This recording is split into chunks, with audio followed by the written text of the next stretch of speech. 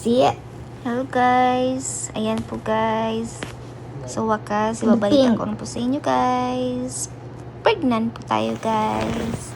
And ayan, early in the morning, July 14 yun guys. And This ayan, one, oh. yung clear na talaga pinakita ko sa kanya. Kasi yung una kong PT, Open FT, yung result, I mean yung I don't know, just open. pregnant test is malabo po yung una. So ngayon, nagtanong ako sa AI paano maklaro Bagal-bagal. yung pregnant test. So sabi niya, kailangan ko daw na How hindi many uminom lines? ng tubig after 4 hours sa umaga. So ngayon, uminom ako ng tubig mga alas 9 or something, or like that, or 10.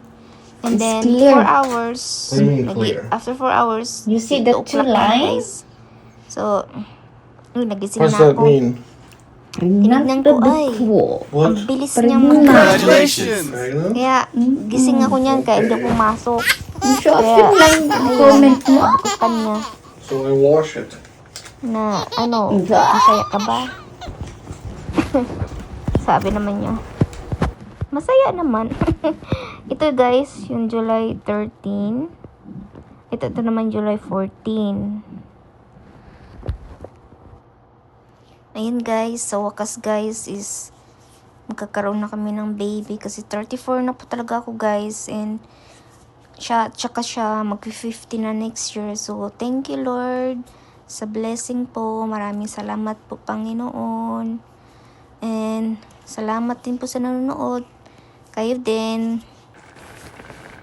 Ayun guys, nagluto po ako ng lugaw kasi guys, masilan po yung pagbubuntis ko. So, wala naman po tayong nanay dito sa Canada. So, ako na lang po nagluto sa sarili ko. And wala rin naman tayong asawa. Kasi busy rin siya. So, ayun guys. Masilan po talaga guys. Yung kaninang umaga guys. Yung amoy ng mantika. Hindi ko kaya guys. Ang amoy, nasusuka ako guys. Kaya nilayo ko talaga yung amoy ng baboy na mantikain. Na lechon. Inano ko talaga guys. Yan yung ulam namin nung isang araw. So ngayon guys, grabe masilan guys. So, lugaw-lugaw, na ako ng sabaw, na plain na sabaw. Kanina lang guys, grabe. Tsaka lagi akong gutom. Tsaka guys, sobrang pala, hirap pala mabuntis guys. Sabi ko nga, ay, Diyos ko po, ganito palang mabuntis, Diyos ko.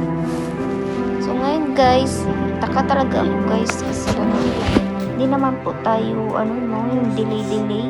Yung last month lang, nag-delay lang siya 2 days. So hindi naman ako magtataka yun guys kasi nga 2 days lang naman ang delay niya. So ngayon, expect ko wala talaga magkakaroon talaga ako ngayong July. Kaso guys, wala po talaga. Naghihintay po talaga ako guys kung kailan ako magkaroon. Kasi nga, ang feeling ko, umaano yung yung puson ko. Sumasakit. Na parang magkakaroon ka na. Yun ang feeling guys. Thank you. I-continue ko na lang pala yung sasabihin ko sa inyo guys. Kasi nga, wala na tayong oras. And ayan guys, mga maging mami na dyan. Ayan, laban lang po tayo guys. Thank you so much guys. Thank you for watching.